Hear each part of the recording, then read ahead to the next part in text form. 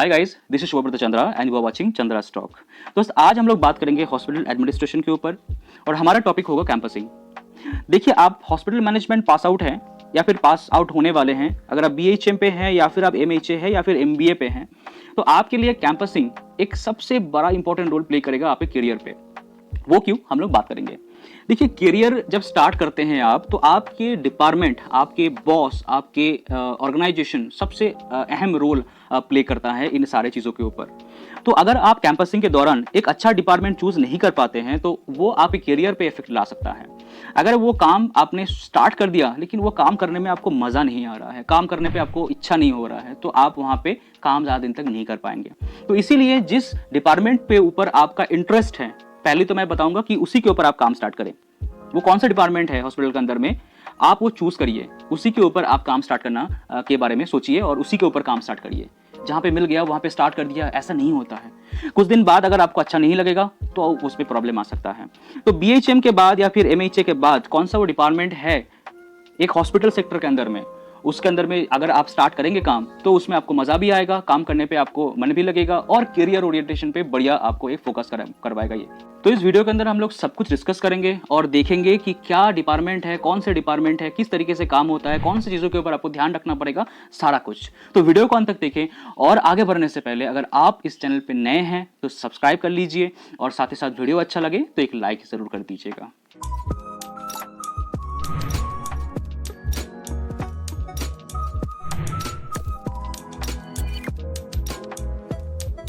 तो चलिए बात कर लेते हैं अभी कौन से डिपार्टमेंट हैं जिसके ऊपर अगर आप काम शुरू करेंगे तो आपके करियर के लिए एक अच्छा किक स्टार्ट मिल सकता है। तो पहला डिपार्टमेंट मेरे लिस्ट का है एचआर या फिर ह्यूमन रिसोर्स। ह्यूमन रिसोर्स के अंदर में सैलरी बहुत अच्छा होता है, काम के बहुत ही अच्छे काम वहाँ पे होते हैं, साफ सुथरा काम होते हैं। जैसे कि ऑपरेशंस के अंदर में वहाँ पे आपके संडेज रहते हैं, वहाँ पे आपके हॉलीडेज़ पे काम रहते हैं, वहाँ पे आपके नाइट्स रहते हैं, लेकिन यहाँ पे ऐसा कुछ नहीं है। 9 to 5 या फिर 9 to 6 ऐसे काम होते हैं और आपको ऑफिस आवर्स में आने का और काम करके घर जाने का। तो इसके अंदर में इनको क्या काम करना पड़ता है, यहाँ पे काम करने का प्रोसेस जो है, यहाँ पे रिक्रूटमेंट देखना पड़ेगा, यहाँ पे सैलरी प्रोसेस पूरे एम्प्लॉयज़ का, एम्प्लॉय सेटिस्फेक्शन, उसके साथ साथ और भी इवेंट मैनेजमेंट, ये सब भी एचआर के अंदर में रिस्पॉन्सिबिलिटी रहते हैं। तो एचआर में काम करने के लिए आपको किस चीज़ों के ऊपर आपको थोड़ा सा ध्यान देना पड़ेगा। पहली बात तो है कम्युनिकेशन। तो कम्युनिकेशन अगर स्ट्रांग नहीं है आपका तो एचआर में काम करना थोड़ा मुश्किल हो जाएगा आपके लिए, ठीक है। तो कम्युनिकेशन आपके स्ट्रांग रखने पड़ेंगे। दूसरा चीज़ है English speaking and writing. Grammatical knowledge रखना जरूरी है क्योंकि बहुत लिखना पड़ता है यहाँ पे। एक्सेल के नॉलेज होना जरूरी है, एक्सेल भी यहाँ पे बहुत इस्तेमाल होते हैं, तो एक्सेल के ऊपर आपको अच्छा नॉलेज रखना जरूरी है। इंग्लिश के ऊपर दखल होना जरूरी है क्योंकि जो शुरुआती इंटरव्यूज़ होते हैं ओवर टेलीफोन या फिर फेस टू फेस, ये आपको शायद बेस लेवल पे लेने के बाद ही इसको आप आगे आपके मैनेजर के ऊपर फॉरवर्ड कर सकते हो। तो इन सारी चीज़ों के ऊपर आपको ध्यान रखना पड़ेगा। कम्युनिकेशन, एक्सेल के काम, सारे पीपीटीज के काम भी कभी कभी लगते हैं, साथ ही साथ आपको इन सारी चीज़ों के ऊपर।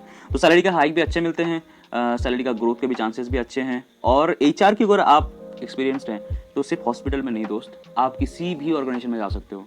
आप हॉस्पिटल से होटल जा सकते हो, होटल से आप टेलीकॉम जा सकते हो, टेलीकॉम से आप, मतलब दुनिया के ऐसे कोई भी इंडस्ट्री नहीं है, कोई भी ऑर्गेनाइजेशन नहीं है जहाँ पे ह्यूमन रिसोर्स नहीं रहता है। तो ये सबसे बड़ा प्लस पॉइंट है ह्यूमन रिसोर्स का कि हॉस्पिटल मैनेजमेंट करने के बाद अगर आप ह्यूमन रिसोर्स पे आप आ जाते हो तो आपको पूरी ज़िंदगी भर हॉस्पिटल में ही काम करना पड़ेगा, ऐसा कोई आपको नहीं रहेगा। आप कहीं पे भी जाके काम कर सकते हो पूरे वर्ल्ड में, ये एक प्लस पॉइंट है इसका। ओके, मेरे लिस्ट का दूसरा डिपार्टमेंट है पीआर, पब्लिक रिलेशन। ये भी एचआर की तरह ही एक मस्त मॉडल डिपार्टमेंट है। पब्लिक रिलेशन डिपार्टमेंट आपके एक हॉस्पिटल के अंदर में उन सारे प्रीमियम डिपार्टमेंट के अंदर में गिना जाता है जिसके अंदर में एचआर भी आते हैं। तो पब्लिक रिलेशन का काम क्या होता है, इनका काम होता है, पहले शुरू करते हैं यहाँ से, जो पेशेंट्स आते हैं ना, उनके फीडबैक, उनके ग्रीवेंस, उनके सेटिस्फेक्शन, ये देखना काम होता है कहीं हद तक पीआर का। कोई फीडबैक आया है खराब, अच्छा, वो एक्सेलेट करना, या फिर अच्छा आया है उसको भी आगे बढ़ाना, ये काम होता है पीआर का। साथ ही साथ पीआर का और भी कुछ काम होते हैं जैसे कि ब्रांडिंग। ब्रांडिंग कुछ कुछ हॉस्पिटल्स में अलग डिपार्टमेंट रह सकते हैं, कुछ कुछ हॉस्पिटल्स में इसके अंदर में ही रह सकते हैं। तो ब्रांडिंग जितने भी लगते हैं हॉस्पिटल्स का, आप देख सकते हो बहुत सारे बैनर्स लगते हैं ना, हॉस्पिटल्स के बड़े बड़े होर्डिंग्स लगते हैं बाहर में कि ये वो पेपर्स में एड्स आते हैं, ये सारे जो ब्रांडिंग होते हैं ना एक हॉस्पिटल का, ये सारे इसी पीआर डिपार्टमेंट से होके जाते हैं। तो आप सोच सकते हैं कितने क्रिएटिव काम यहाँ पे होता है। तो क्रिएटिविटी रखना पड़ेगा आपको, ठीक है। एनिमेशंस वगैरह अगर आपको आते हैं, ठीक है, पोस्टर्स वगैरह, या फिर इंग्लिश के ऊपर यहाँ पे भी इंग्लिश के ऊपर आपको अच्छा जो है दखल होना ज़रूरी है। साथ ही साथ आपके कम्युनिकेशन बहुत ही स्ट्रांग होना ज़रूरी है, क्योंकि ये जो पीआर के डिपार्टमेंट के लोग होते हैं ना, इनके रोज़ाना काम होता है जो आपके कोर मैनेजमेंट के टीम होते हैं ना, ठीक है, वीपी, सीईओ, सीएफओ, जितने भी आपके रहते हैं एक हॉस्पिटल या फिर कोई भी ऑर्गेनाइजेशन के, उनके साथ इनके जो रोज़ाना काम होते हैं। तो इसीलिए पीआर में अगर आप एक तरीके से घुस गए तो आपके ज़िंदगी चमक गया। यहाँ पे सैलरी भी बहुत अच्छा है, हाइक भी अच्छा मिलता है, और वैसा ही एचआर की तरह है कि पीआर में अगर आप काम करते हो तो सिर्फ हॉस्पिटल में काम करोगे ऐसा ज़रूरी नहीं है।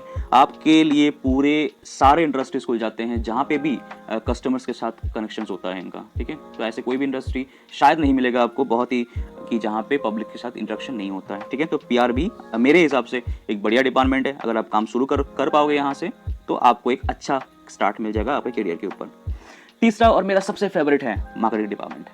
मैं सोच रहा हूँ कि इसके ऊपर अलग से वीडियो बनाऊँ कि क्या प्रोसेस है, कैसे काम होता है, क्योंकि इसके ऊपर मैं बोलना भी चाहता हूँ। तो अगर आप चाहते हो भी कि मार्केटिंग के ऊपर बनाऊँ मैं वीडियो, तो उसके ऊपर मैं बनाऊँगा। लेकिन फिलहाल मैं बता देता हूँ कि मार्केटिंग आपके लिए एक बढ़िया चाम साबित हो सकता है। उन सारे भाइयों के लिए मैं बोल रहा हूँ जो फील्ड वर्क पसंद करते हैं, जो एक्साइटमेंट पसंद करते हैं, जो आगे चल के थोड़ा सा कुछ करने का सोचते हैं, अच्छा सैलरी, अच्छा जॉब, अच्छा इंसेंटिव, ये सारे अगर आपको ज़रूरी हैं तो मार्केटिंग आपके लिए एक अच्छा ऑप्शन हो सकता है। मार्केटिंग डिपार्टमेंट, देखिए यहाँ पे आपको अच्छा सैलरी मिलेगा, हाइक अच्छा मिलता है यहाँ पे, इसको ध्यान में रखिएगा। किसी भी डिपार्टमेंट का आपका अगर इनकम नहीं हुआ इस साल, किसी भी डिपार्टमेंट का, इस डिपार्टमेंट का होगा भैया, क्योंकि सेल कौन लोग आके देते हैं?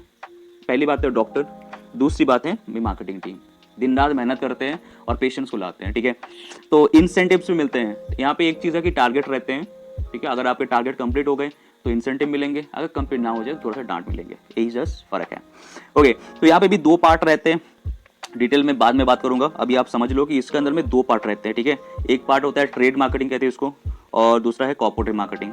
ट्रेड मार्केटिंग में क्या होता है, ये लोग इनके भी फील्ड वर्क होते हैं, डॉक्टर मीट करना पेशेंट्स लाने के लिए, बैनर्स लगवाना, बेसिकली बैनर्स, होर्डिंग्स, ये तो डिज़ाइन कौन करते हैं मैंने बताया था ऑलरेडी, पीआर या फिर ब्रांडिंग के डिपार्टमेंट। लेकिन ये कहाँ पे लगेगा, लोकेशंस देखना, उनके साथ पेमेंट डील करना, ठीक है। पेमेंट अगर महीने के बाद महीने 2-3 महीने एक साथ रहेगा तो उसके हर महीने का पेमेंट क्लियर करना फिनेंस से, ये सारे काम मार्केटिंग का रहता है। पेपर्स में ऐड देने का पेमेंट वगैरह, पेपर इंस्ट्रक्शन होता है, ये भी काम इनका ही होता है। हेल्थ कैंप्स करवाते हैं ये लोग, ठीक है। हेल्थ कैंप्स एक बहुत ही इंपॉर्टेंट पार्ट है बिजनेस जनरेशन का हॉस्पिटल के अंदर में, ठीक है। तो हेल्थ कैंप भी मार्केटिंग करते हैं, बहुत मज़ा आता है इनका, ठीक है। हेल्थ कैंप्स करोगे आप, सारे बैनर्स लगाओगे, सुबह सुबह उठ के जाओगे, डॉक्टर्स को पिकअप करोगे, पूरा कैंप करने के बाद अच्छे तरीके से पूरा सेटअप करके आओगे, आपको कितना अप्रिशिएशन मिलेगा, ठीक है। तो न्यूज़पेपर वगैरह भी ओके। दूसरा है कॉर्पोरेट मार्केटिंग। कॉर्पोरेट मार्केटिंग मतलब ये होता है बेसिकली आपके जो कॉर्पोरेट टाइप्स रहते हैं ना, जैसे कि कोल इंडिया, जैसे कि आपके ECHS, WBHS, जैसे कि बहुत कुछ गवर्नमेंट कंपनीज, कुछ प्राइवेट कंपनीज, उनके साथ टाइप्स रहते हैं। तो ये सारे टाइप्स करना इनके काम होते हैं। साथ ही साथ सेकंड पार्ट है बिलिंग देखना। इनके देखिए, इनके तो कैश में पेमेंट होता नहीं है, ठीक है। क्या होता है, इनके पेशेंट्स आते हैं हॉस्पिटल में, उनके ट्रीटमेंट होते हैं, उसके बाद बिल उनके ऑफिस में भेजा जाता है और उसके बाद जो पेमेंट आता है। तो हालांकि बिलिंग जो इनका होता है, ये बिलिंग डिपार्टमेंट और डिस्चार्ज डिपार्टमेंट चेक करके ही भेजते हैं। लेकिन यहाँ पे क्या होता है भैया कि हर एक चीज़ों के एक रेट फिक्स रहते हैं। तो अगर आप वहाँ पे 1 रुपये भी ज़्यादा लेते हो तो पूरा पेमेंट वहाँ पे अटक जाता है, लाखों का, करोड़ों का पेमेंट वहाँ पे अटक जाएगा 1 रुपये के ज़्यादा बिल के ऊपर। तो अगर आप सबमिट कर दिया बिल, उसके ऊपर आप कुछ नहीं कर सकते, पूरा पेमेंट आपका वहाँ पे माइनस हो जाएगा।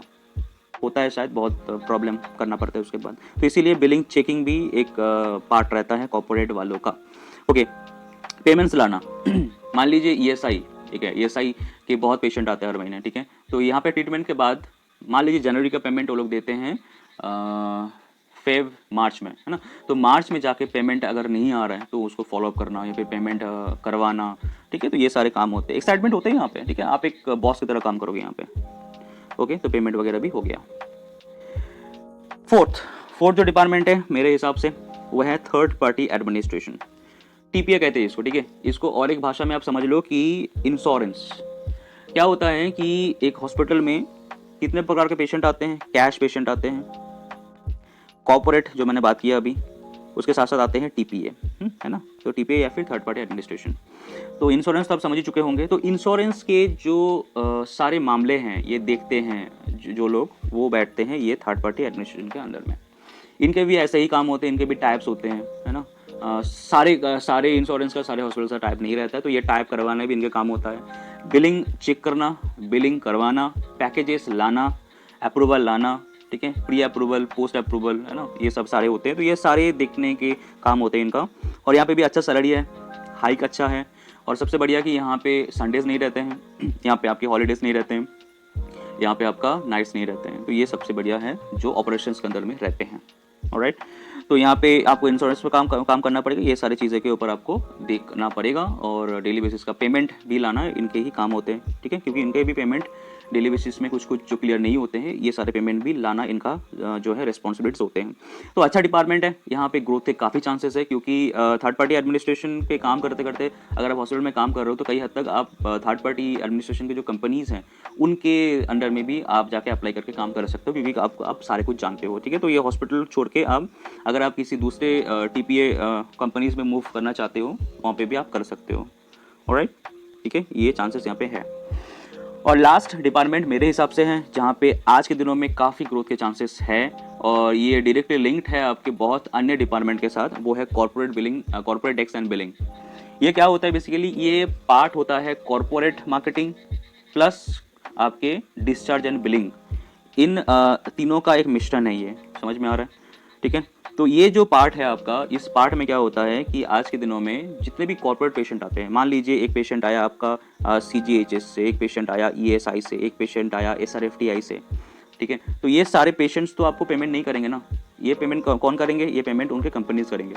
तो ये इनका पेपर चेक करना कि उनके पेपर वैलिड है कि नहीं। मान लीजिए कोई एक किडनी ऑपरेशन के लिए कोई पेशेंट आ रहे हैं, है ना, तो उनके किडनी ऑपरेशन के पेपर वैलिड है कि नहीं, कंपनीज उनको ऑथोराइज कर रही कि नहीं कि हाँ भैया आप ट्रीटमेंट करो, पेमेंट हम करेंगे।